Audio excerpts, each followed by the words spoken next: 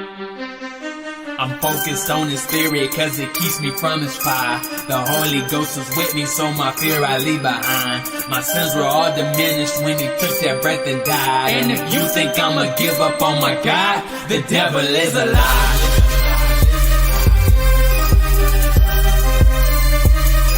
The devil is a lie.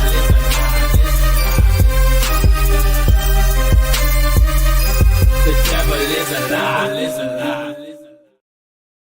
Hello. Welcome to Black Tea News. I'm your host, Christina Barr, and today we're going to be talking about this horrific scene on the subway where there's a woman who was stabbed to death. She escaped Ukraine, came to the USA, and was stabbed by a homeless man who had a bunch of priors.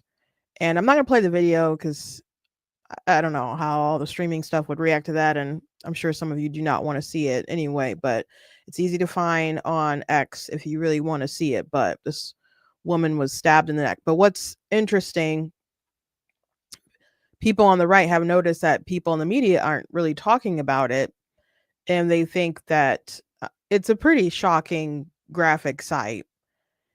I think it's worth talking about it. Not every terrible things happen all the time. And I'm not saying you got to put every single one of them on TV. But this is something, I know, that should make you reevaluate how you travel and react in the world. And a lot of people are saying things like, oh, they don't want to talk about it because it's a black man who killed a white woman. Perhaps that's the case. And I don't like the rhetoric that I see from some people on the right trying to just make it racial and talking about like, oh, here's a black man. I don't like that. I think it's definitely worth talking about politically, because policy wise, this man has continued to be a menace, and now it's ended with someone's death, and he could have been hospitalized or jailed, and I mean, like, whether he volunteered or not, you got to go be locked up if something's wrong with your mind and you're a threat to society. You shouldn't be free to look this stuff to just kind of happen. We need to talk about policies that allow the people to be terrorized by this stuff. But also, she was just on her phone, and he's just behind her, stabs her in the neck. And he stabbed her 3 times, I think, but one of the times was definitely in the neck. And people just need to be aware. Unfortunately, I don't want people to live in fear, but people need to be aware how insane the world is right now. People need to be aware. So it's worth talking about. It's worth fathers talking to their daughters, mothers talking to their daughters about it, husbands talking to their wives about just people being on the lookout for shady people. And when you're zoning out, maybe on your phone or whatever, maybe listening to something, maybe not listening to something, you have to be aware of your surroundings. So it's just, I think it's worth talking about just for that. But people are bashing Axios for bringing up how they brought up the story, but it's framed as, oh, the MAGA people are talking about it instead of just talking about what happened. So I want to talk about that. Also, one of the things that I've wanted to happen for so long happened. Ben Shapiro went on the Breakfast Club. So now he can stop pretending like he doesn't know what it is. And so it was a good episode. Though there were some moments when I was listening in my car to it, just driving, and I'm just like saying insults at certain folks because I'm like, you're not getting it, you're not tracking. Like it's not hard to understand what he's saying. But it was good. So I want to talk about it. I might play a clip or two. I know if I play clips from the Breakfast Club, it's going to get dinged on YouTube very easily, but I might do a few. I'll definitely talk about it. There's also a terrorist attack in Israel as well. So if there's time, I want to touch on that as well. But before we jump into it, I apologize for starting late today. I had some maintenance stuff I had to do in my car, so it just took a little longer than I thought. So I had to push it back another 15 minutes. So apologize for that. I hope you guys had a good weekend. I did just get that proof I wanted in, and there's still some like things with it. I'm most upset because Amazon just sent it my book. It's not a hardback. You guys have seen it. And there's nothing to keep it from bending. And however they delivered it to me, it was bent in different places. Like the pages were like bent back. I'm so annoyed. And I'm like, I'm gonna have to call them and be like, you better not send my customers books like this. So when I'm gonna make it so that I can ship the books out myself directly from my website. So I encourage people to do that because then it'll be signed and I won't have to split 40% of whatever Amazon takes. But I'm so annoyed to see that book in the condition that it was that they sent to me. So I'll keep you guys updated, but I did at least get it today. I didn't get my Ingram book yet. Hopefully I'll get like an email or something from them tonight. Anyway, let's just hop to it. Don't want to do a long intro today. I guess we already kind of started talking about the news of the day. But let me just start off with this Axios article about what happened. Because people, or maybe I should show you guys let me show you this tweet from the article before I get into the article itself. This is a tweet from Shoe on Head. Shoe on Head is not on the right. But I started watching Shoe on Head videos because she was talking about feminism and she's not too fond of it, but so she did a lot of critiques and stuff. But Axios, Grizzly Charlotte stabbing video fuels MAGA crime message. So that's the headline of this. That's their takeaway. That's how they want to report on this.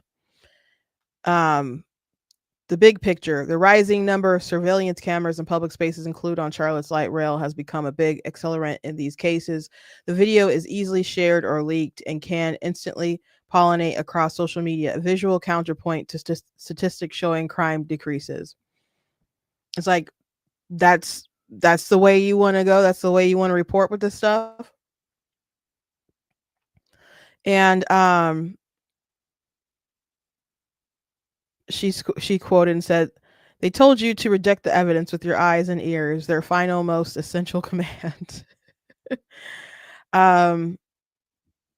Yeah, so that's the narrative. Like when you see stuff like this, people are like, "Oh, well, crime is going down, crime is going down." Even with Donald Trump and like DC, I saw a video earlier today and someone was like, "Well, crime in DC is going down." I think it might have been the Breakfast Club when Ben Shapiro was talking to Charlemagne and them.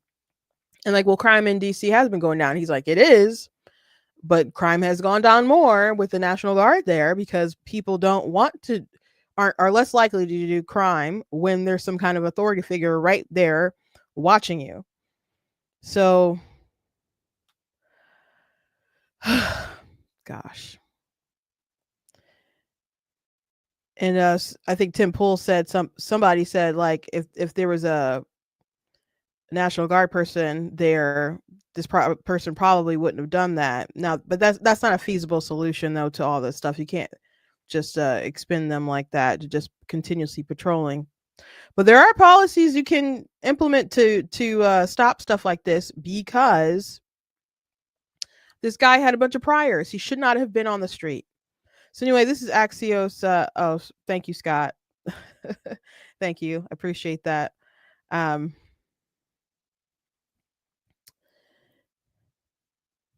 Arena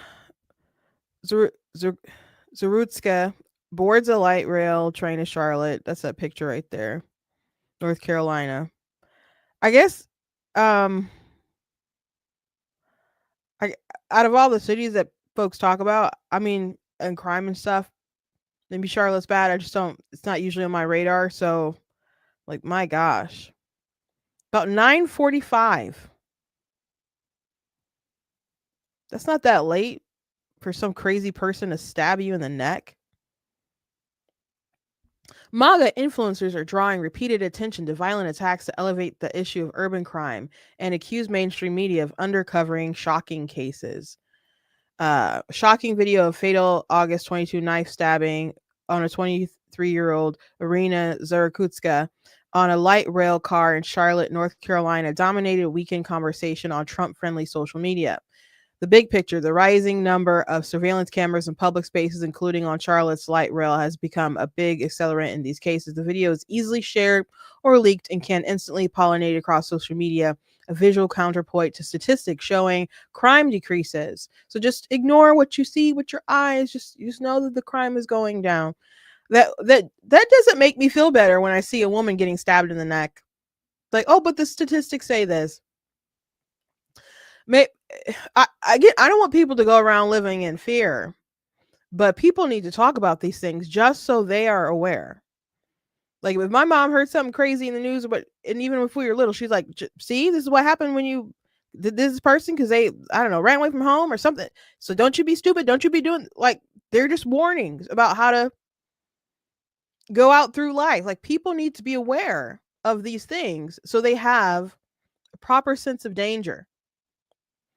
And it's funny how they want to, you know, make it seem like the crime's not that big of a deal. But I don't know. I'm old enough to remember in 2020 when people didn't want to really share that opinion about police shootings, and people wanted to push the idea that black people are being hunted. And Axios didn't do this, but Reuters, I don't know what the internals were like at Axios, but at Reuters, there was a data scientist who pushed back against the idea and the narrative of BLM, basically presenting the idea that cops were hunting down black people. And they're like, well, it actually doesn't happen that often. They're not purposely doing it. And there's data from this. There's all this data that I've collected. There's this data from Roland Fryer, who's a Harvard professor, and he did the data, and he was surprised by the data, so he fired his team and got a new team to rework the data to see the conclusions and stuff. And then people within Reuters were so upset and so offended by the truth that he ended up getting let go from his job, and he was the data analyst. So I just think it's real funny that they're like, the crime is not that bad. Like, oh, don't pay it. These videos that you keep seeing of people being, shoved in front of trains or stabbed or shot or harassed. Like, don't mind those things. Just look at the data. I like data. Data is important. Data can put some things in perspective. But you're just going to tick people off more when they have these visuals and they can assess the situation. Driving the news. President Trump asked about the Charlotte video by the reporter Sunday. He said he wanted to find out more about the stabbing before commenting. I'll let you know about it by tomorrow morning, Trump said. A Trump advisor told Axios this is exactly what he's talking about, and it's going to be an issue he's going to highlight. This is not just about North Carolina. Other campaigns will deal with this. Elon Musk repeatedly posted about the Charlotte case this weekend for his 225 million X followers. Also commenting on X, White House Deputy Chief of Staff Stephen Miller, Trump confidant Charlie Kirk, Senator Mike Lee of Utah, and Transportation Secretary Sean Duffy. I don't know, but seems like the Transportation Secretary might want to say something about that. A North Carolina Senate candidate, Michael Whatley, a former chair of the national GOP, invoked the case to accuse his Democratic opponent, Governor Roy Cooper, of being soft on crime. Charlotte Mayor V. Lyles called it a heartbreaking attack. Zarutska recently arrived in Charlotte from Ukraine to escape the war there, the Charlotte Observer reports. The suspect, DeCarlos Brown Jr., 34, was charged with first-degree murder. His criminal record includes charges of armed robbery, felony larceny, breaking and entering, and shoplifting, according to jail records cited by WBTV. Mecklenburg County District Attorney Spencer Merriweather, in an interview with Axios Charlotte last week, didn't comment directly on the case, but acknowledged the limitations and complexities of holding defendants with mental health issues accountable. Whatley wrote on X that in June 2020, Cooper signed a soft on crime executive order, and just 3 months later, Brown was released from prison. The executive order established a racial profiling task force and sought to reduce systemic racism, but it didn't call for the early release of suspects. Cooper's campaign accused Whatley of lying and said Roy Cooper prosecuted violent criminals and drug dealers, increased the penalties for violence against law enforcement, and kept thousands of criminals off the streets and behind bars. Whatley spokesperson Danielle Alvarez countered that Brown was released from prison early, just as Cooper was spending more time talking about fighting racism and less about keeping career criminals like Brown locked up. Between the lines, influential conservative social media accounts accused major national news outlets of not covering the racial dynamics of the Charlotte killing, a white victim and a black suspect, with the same intensity as they did with the case of Daniel Penny.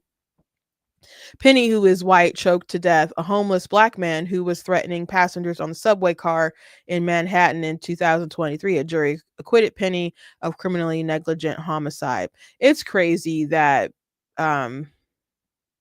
Daniel Penny had to even go to trial for that. Like, you could clearly see from the early evidence that he was doing the right thing for those passengers, and the passengers also thanked him. Then there are other people who restrained that man as well, and they even put him in the recovery position. Like, he obviously didn't mean for that man to die. And he had like one interview after he got acquitted and was like, deuces, like I didn't do all this to be some kind of like spokesperson or something. Like, he just, you did the right thing. And I think he said he would do it all over again, even knowing what happened. Like, I wish Kyle Rittenhouse would have I'm not saying that Kyle Rittenhouse had to have gone like radio silent, but I don't know, he seemed a little wild. Not like wild like Girls Gone Wild or something, but like I don't know, there was a couple comments and podcasts that I just didn't feel like served him very well. And I think after the situation that he was in, you just gotta kind of be grateful and go on with your life. But that was a interesting case, but there are people pushing for Penny to be charged, and he was charged,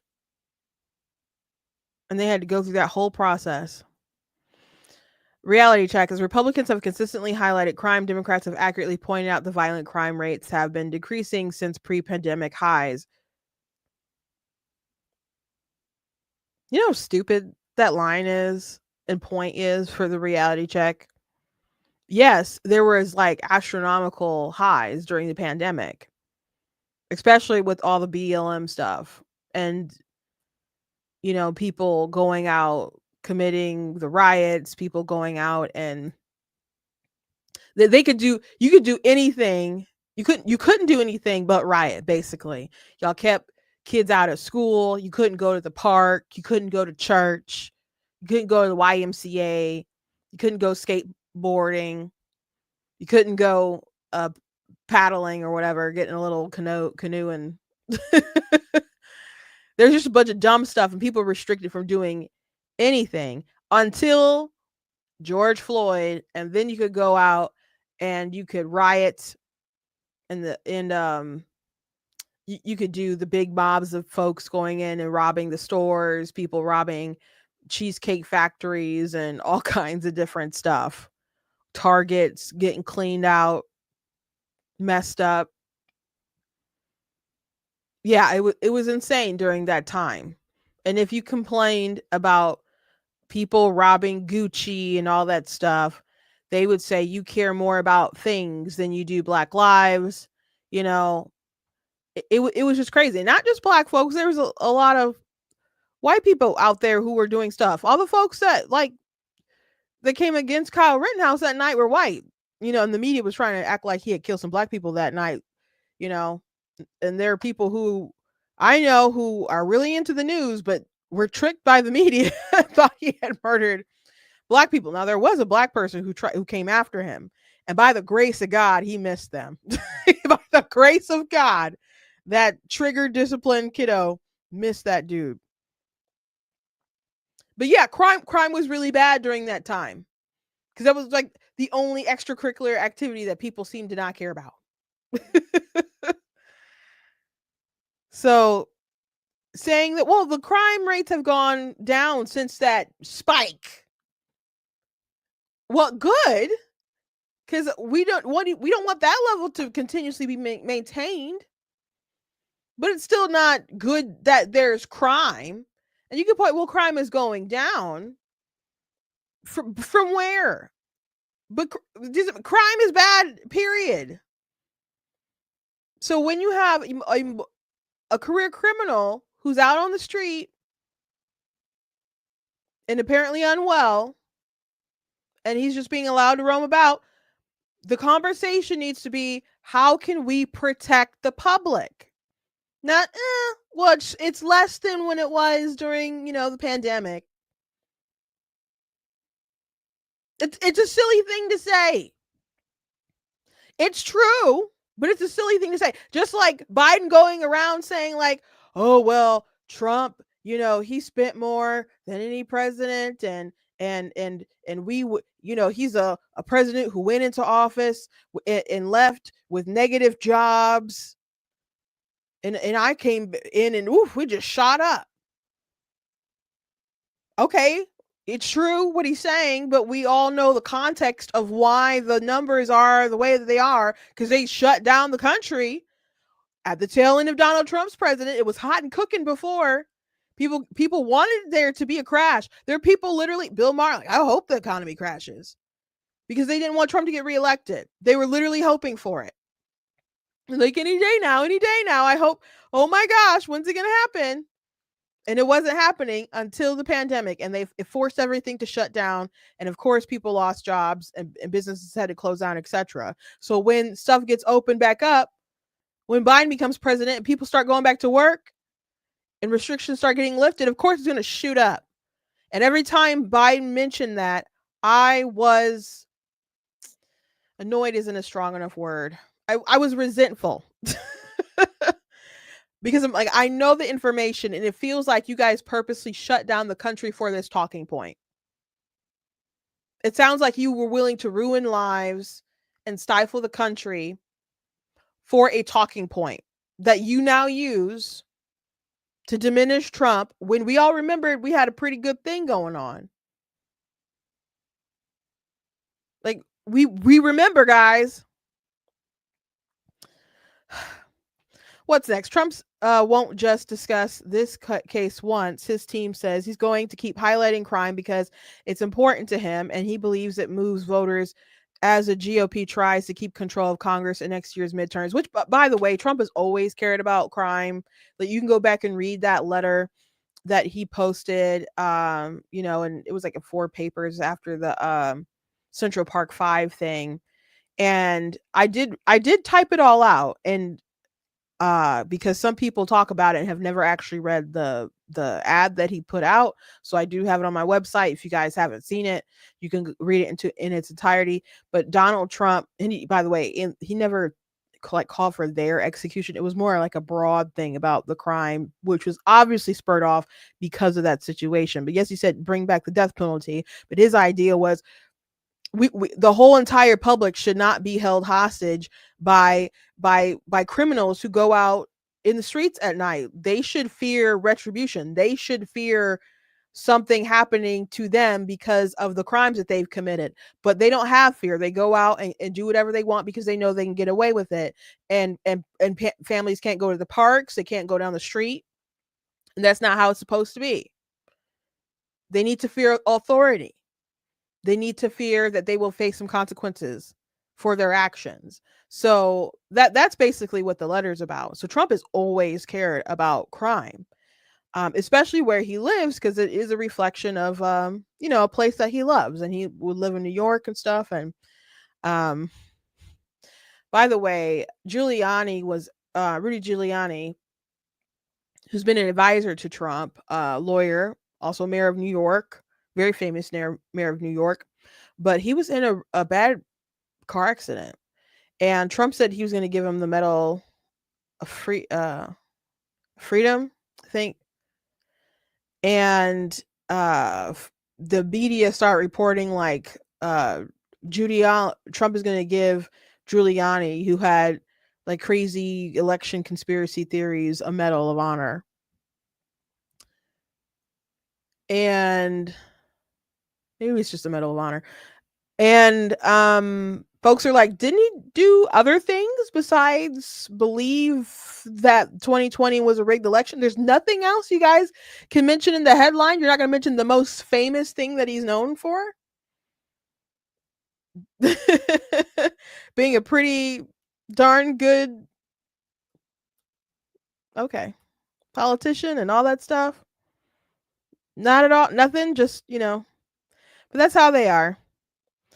Crime is not a dated thing; it's a feeling thing. The Trump advisor said, "Politicians don't understand that it's about how you feel when you walk on the subway platform." That's true.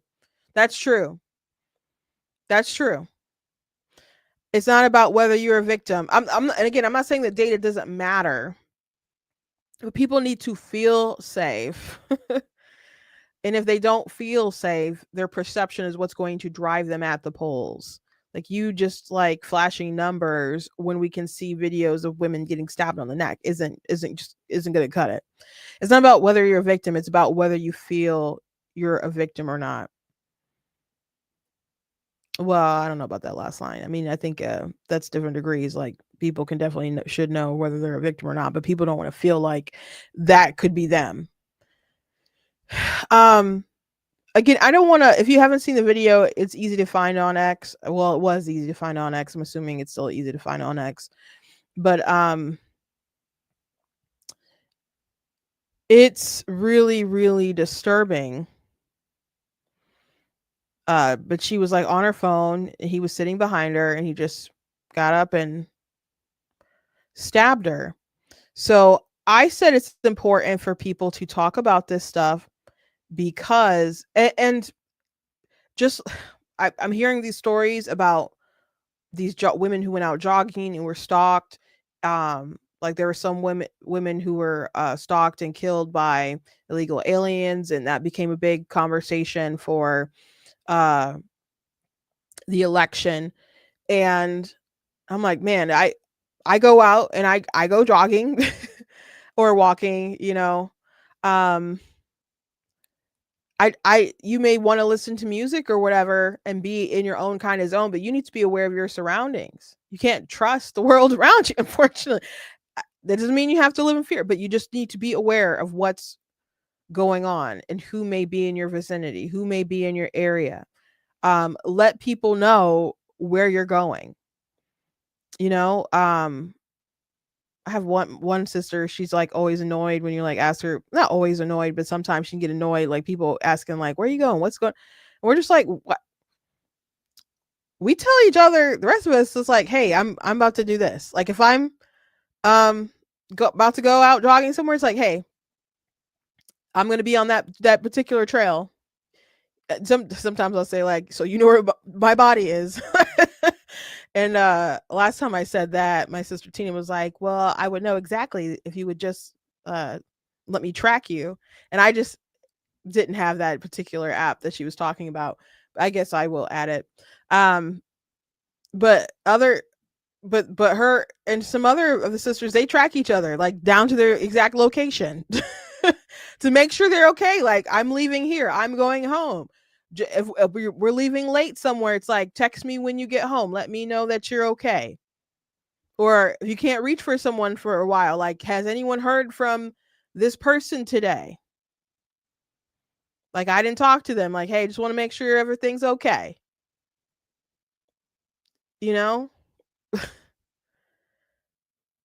So just make sure people know where you are and make sure that you are watching who's around you. It's always been a thing, like going into the restaurants, wanting. I guess I think it's more of typically a male thing, but I feel this way too. Like, you want to be able to kind of see the door or have your back against the wall or whatever, so people aren't kind of just brushing by, but you can kind of have the best view of what's going on in case someone comes in. you know. And if you're ever on a bus or a subway, or especially a subway, you be aware of your surroundings, and put the phone away. Maybe you got to put the phone away. Some people, they're on their phone and you can't even talk to them because they won't hear you. Some people cannot multitask at all. At all. So if you're just lost in the phone when you have it and you're out in public and you're by yourself, you may need to put that away and just kind of watch and wait. Maybe boring, but you got to try to get home safely. Don't be blasting music real loud that you can't hear anything else that's going on until someone's up behind you, or maybe you can't hear it at all. We got it. You got to be safer. Please tell your kids. It's like, seriously, tell your kids. There's this horrific story about this woman who left the war zone to come to the United States of America for a better, safer life.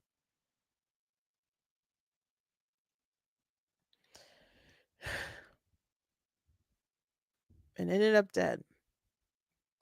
It's a tragedy. Even just that angle alone would make it, you would think, would make it a pretty newsworthy story. Not just the right noticed it. The right wingers, the MAGA crowd, they're talking about it, so we'll cover how they're talking about it instead of talking about what happened. All these people with Ukraine flags in their bios who were obsessed with it, before. You would think this would be like a hot story just for that. And the horrific, just kind of graphic nature of it. You would think. It is weird. Because this one guy I follow, he was like, it was A.G. Hamilton, and he's like, I thought people were exaggerating, but I actually went and looked on the site and like to the different news organizations, and they're really not talking about this. So you would think this would be on their radar.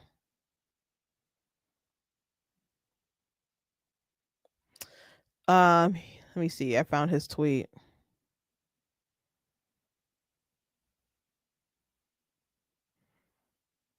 And if he's really that unwell, he should not be out in the streets.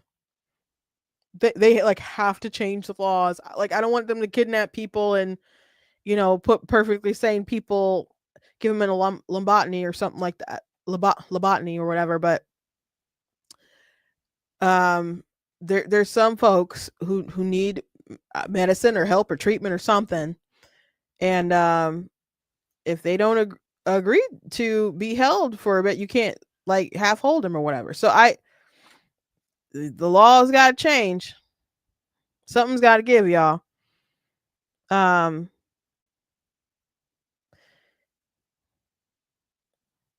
So yeah, people are pointing out the comparison of these stories.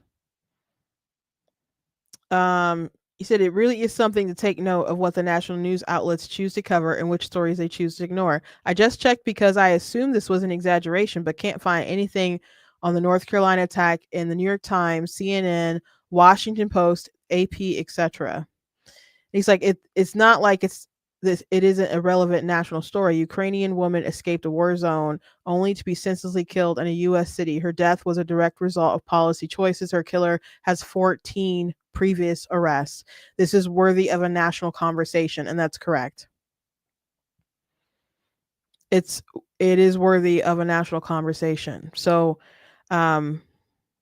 policy wise, this should not be happening.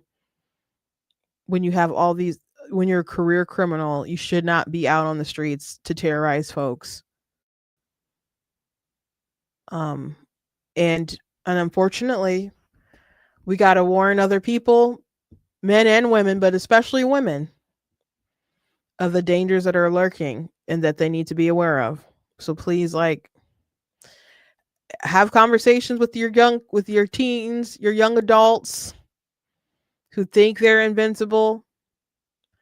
You know, I don't want to terrorize people and for them to live in like perpetual fear or something, but you got to be on the lookout for evil because people mean to do you harm. And if someone seems shifty, just move somewhere else, lock up your purse or whatever. If people say it's profiling, it just is what it is. You make sure that you're safe. Make sure that your kids are safe. Make sure that they're safe. Anyway, I do want to talk about Ben Shapiro on the Breakfast Club before I let you guys go. It's something that I've always wanted to happen. Like a lot of times when he brings up the Breakfast Club, he'll act like he doesn't really know what it is or whatever. And there's been some pretty prominent things that have happened on the Breakfast Club that have made like national kind of headlines and or at least gotten so much buzz on social media that um they ought to know what the Breakfast Club is or whatever. So um they talked about his book Lions and Scavengers, which Charlemagne um claims to have read, and he did ask questions about it. I'm gonna maybe assume that he read it, maybe some of it, a lot of it, if not the whole thing. But I don't know. Now his his questions could have been just kind of general enough to not have completely read it, but I don't know. I haven't read it myself. It seems interesting. I've heard him talk about it a lot, and I'm sure it covers a lot of themes that he puts in his show anyway. But the idea is that there's people who build things and there's people who destroy things, and talking about the greatness of America and just innovation and other things like that, and folks who just want to tear down the system and whatnot. And he one thing that he does mention a lot on the Breakfast Club is that it's not like a right left issue, because there's people on the left. He says he doesn't even really say left in the book or whatever. It's not a Republican or Democrat thing. There's lots of people who disagree with him politically, but still, like to build and to innovate and things like that. And then there's people on the right who are, grifters who, want to destroy for their own sort of gain.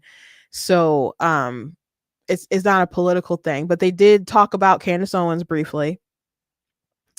He said he couldn't really get into it, but he said basically the same thing he's been saying for a minute, which is because Charlemagne mentioned Andrew Schultz saying something about free speech, or how Ben Shapiro's a hypocrite or something about free speech, and he's like, that's really stupid. And he said she's still doing well. I haven't called for her to be deplatformed or anything like that, but I have the right to pay people. I have the right to employ who I want to, basically. And why should I pay you money if the things that you say are antithetical to what our platform is supposed to stand for, etc. So people who made those kinds of arguments when she first left Daily Wire, I don't know. I agree that it was a stupid argument that some people were saying. They did talk about Gaza in the definition of a genocide, and Ben is just like, Israel's not committing a genocide. By definition, they're not. I can go ahead and play that clip. This one's kind of short. You don't think what's happening in Gaza is a genocide? Correct. Okay, but the world's leading association of genocide scholars has declared that Israel is committing genocide in Gaza based off the pure definition of. Well, it's not actually. If you read their actual study, it's not based on the quote unquote pure definition of genocide. They don't actually even define genocide in the document, and they basically went out to their membership. But they didn't go out to the entire membership. They went out to a generic membership. It is very easy to join the International Association of Genocide Scholars. In fact, there were several people yesterday who just signed up and were immediately admitted, even though they have no actual background in genocide. The question is not whether some sort of coterie of people who call themselves experts in an issue are quote unquote experts on the issue. The question is whether the definition is met. The definition of genocide is not met in Gaza by any stretch of the imagination. And you can cite to me, a group that I hadn't heard of until 2 seconds ago, and nobody had heard of until 2 seconds ago, that voted in a particular way. That doesn't make a difference definitionally. So what is a genocide to you? A genocide is the the attempt to forcibly destroy an entire population, which is not what has happened. So it's not the attacks on like the personal facilities needed for like survival, like healthcare and educational institutions. Well, again, Israel has shipped in more humanitarian aid into the Gaza Strip than literally any army to in a population that supports the enemy in literally all of human history. They've been shipping in about 4,400 calories per day per person into the Gaza Strip in the middle of a war in which the enemy is holding actual Israeli hostages underground who, as we've seen from some of the pictures, are actually starving. Yeah, and we also talked about went into some of the lengths that they go to avoid civilian casualties, and also pointed out the reason why Hamas wants to hide behind civilian casualties is because behind civilians is because they know Israel doesn't want to kill civilians. Otherwise, their whole plan would be kind of shot. So they're not trying to commit a genocide, and it does have a specific definition. And the question of different definitions and whether they can be subjective was, I guess, a kind of a theme with certain questions and stuff they were asking, because they did have a conversation about abortion. And if I talk about the whole breakdown of it, we'll be here a while. But one of the females, well, there was a woman on the show, I don't know her name, but they brought up the subject of abortion, and she was pro-choice. Said, I think a woman should be able to do it, if that's what she wants to do. And he's like, well, do you believe there's any limit on that? And she's like, well, I just think it's easier to do it like earlier, and people should do it earlier. And he didn't press them like how he could have pressed them, how I would probably press them, but he just explained, like, if the life starts at conception, and so to the pro-lifer, the whole issue is that's a life and it deserves moral consideration, and it is what it is.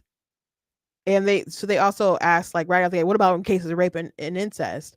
And he's like, conception doesn't change the fact that that's a life that needs to be protected. And he eventually said, because they brought it up a few times, that scenario, and I always think it's gross that so many people keep continuously bringing it up, because they really want the broad abortion for everyone, which Ben Shapiro eventually says, people, here's a clip of it. First of all, when we're talking about rape and abortion, we should note that well over 99% of abortions are not undertaken because of rape. And so if you want to come with me and ban all abortions except for rape, I'll probably make that trade for you. Meaning, if you want to ban all abortions, elective abortions, and what I have to do is give up abortion with regard to rape and incest, that is a trade on a pragmatic level politically that I would make. Okay, so you're not dying on that hill. Well, it's not that I believe that, again, rape and incest, I think, is the reason people choose that argument is because it's the hardest argument to make emotionally from the pro-life side. But I think that we should note that the vast majority of abortions have nothing to do with rape or incest. First of all, when we're talking about now I think I understand what he's saying about that on a pragmatic level. It's an interesting game, though. Like, I've seen some people who are testifying before Congress, and there was a pro-life woman, and they're like, oh, what about in cases of rape and incest? And her reply to the congressperson or senator or whatever was, if we agreed to ban abortion except for cases of rape and incest, would you be willing to do that? And they were like, nope, like, let's move on. And so she just kind of leaned back in her chair, like, you're bringing this up, like he said, because it's supposed to be an emotional argument that's supposed to be the hardest for us to defend. And it is a very difficult situation, but it doesn't. And I took a lot of time in my book, Of Course God is Blatantly Against Abortion, to cover this subject, because it is worth talking about. A lot of people, too many people brush it off, and too many people just kind of just grant the exception, and because it's hard to talk about, it's hard to think about and stuff, but it will not undo what happened. the baby has to come out one way or another. It's just a matter of whether it's going to come out alive or come out murdered. It's not like having an abortion doesn't unmake the baby. It's just a question of, will the mother now be a murderer after she just suffered this terrible, horrible thing? And then the person who committed the atrocity, there's so many people who are pro-choice who don't believe that man should get the death penalty or anything like that. And even if, he did get the death penalty, he would still have more rights and dignity afforded to him than we do to the child, because at least he'll have due process. At least he'll get his day in court. The child gets no sort of protections. So we afford rapists more rights and dignity than a little human child. And I just don't think that's the correct way to deal with this. And the reality is that from the data we do have, women tend to keep their babies. Even in situations like this, they may raise them themselves or give them up for adoption. But I don't think we should allow the exception. I understand what he's saying on the pragmatic level. And by the way, I don't think that Democrats would take that deal. It's discrimination. We can't say it's wrong to kill babies, but not these certain kinds of babies based off of something that they can't help. And it doesn't change the ontology of those human beings themselves. Therefore, we should not discriminate against them and say that we can kill these kinds of babies. It's evil. And I wouldn't want to write that into a piece of legislation. I wouldn't want to write it into and force people to make that choice on the ballot or something. I wouldn't want to do that. That would be an evil thing in my eyes. So they brought up the rape thing a few times, because it's obviously a horrific thing. Like Ben said, it's supposed to be the thing that's hard for people to defend. However, she wanted abortion to just be available, and Charlemagne wants abortion to be available. And Charlemagne, he was like, okay, well, why aren't pro-lifers anti-war? And so they went. The genocide conversation was before, I think, the abortion conversation, and then they went back to the war conversation, and it's supposed to be like a gotcha. And Ben's just like, okay, why are we going to war? Like we had a conversation about minimizing civilian casualties.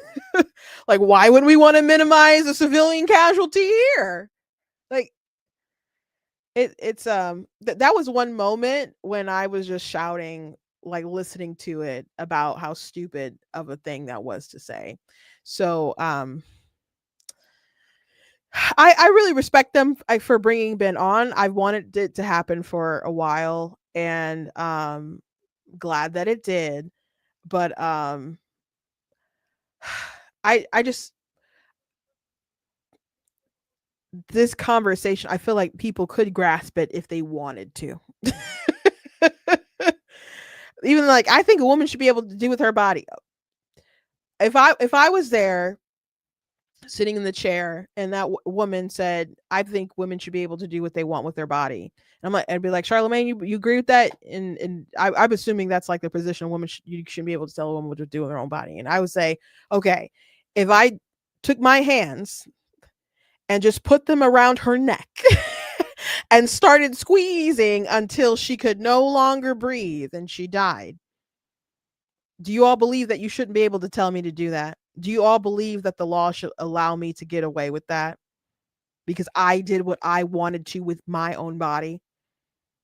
Of course they wouldn't agree with that, and they would say, well, I'm human, I'm alive, and blah blah blah. Oh, that's the exact reason why we don't think you should be allowed to have an abortion.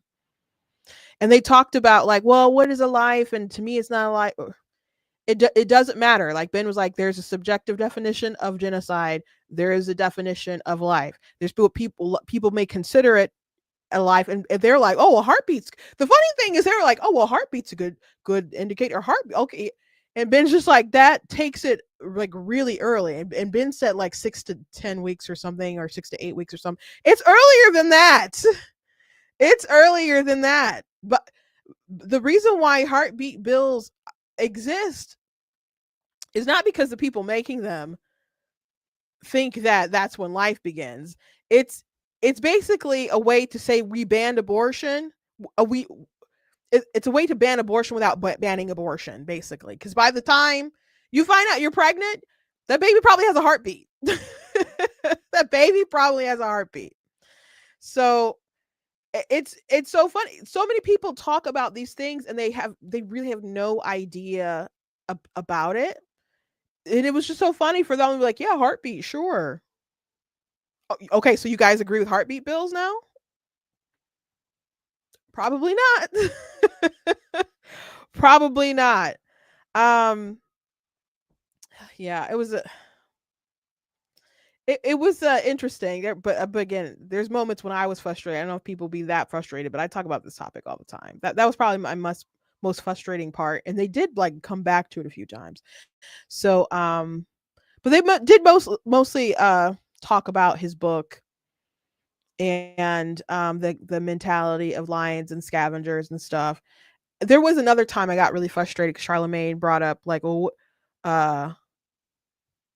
he said something about like, the rich need to pay their fair share or something, and I'm like, one, I don't know how much Charlemagne